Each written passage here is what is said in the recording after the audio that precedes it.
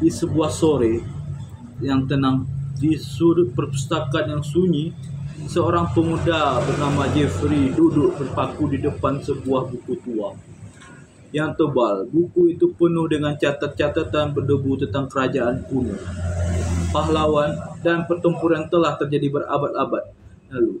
Di usiaku 26 tahun, aku telah menemukan sesuatu yang membakar semangat sejarah. Bagi orang, mungkin sejarah hanyalah kumpulan tanggal dan fakta-fakta yang usang.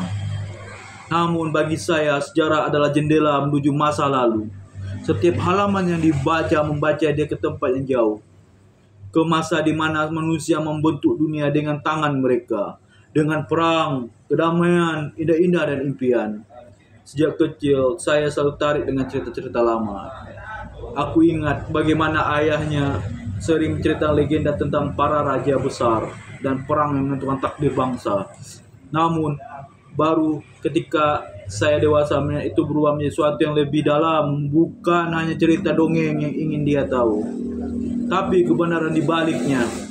Apa yang sebenarnya terjadi, bagaimana dunia bisa berbentuk seperti sekarang. Suatu hari, saya menemukan sebuah buku tentang peradaban kuno.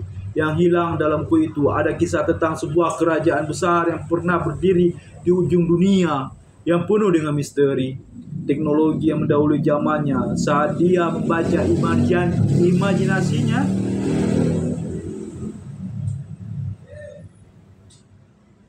terbawa jauh seolah dia sedang berdiri di tengah-tengah pasar kuno yang ramai, melihat para pedagang menjajakan barang-barang eksotis dan mendengarkan sebuah gemuruh tentara yang berbaris di bawah komando raja legendaris.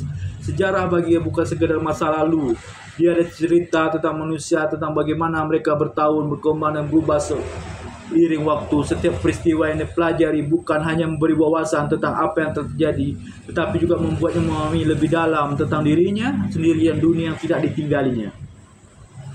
Suatu ketika di sebuah penelitian draft, saya menemukan sebuah fragmen tulisan kuno yang hampir terlupakan. Tulisan itu menceritakan tentang sebuah pertempuran besar yang tidak tercatat dalam buku-buku sejarah resmi. Saya begitu penasaran, terpacu untuk menggali lebih dalam. Saya mulai mencari jejak-jejak sejarah yang tersembunyi, membaca jurnal-jurnal kuno, menelusuri peta-peta lama, dan bahkan mengunjungi museum untuk melihat artefak mungkin memberi petunjuk semangat saya. Semakin berkobar saat menyadari bahwa sejarah tidak selalu bertulis dalam sejelas. Banyak kisah-kisah yang hilang, terhapus oleh waktu, dan diabaikan oleh mereka yang menulis sejarah. Bagi saya, menemukan kisah-kisah belum terungkap itu yang paling menggugah. Saya merasa seperti seorang detektif masa lalu, mencoba menyatukan potongan-potongan hilang.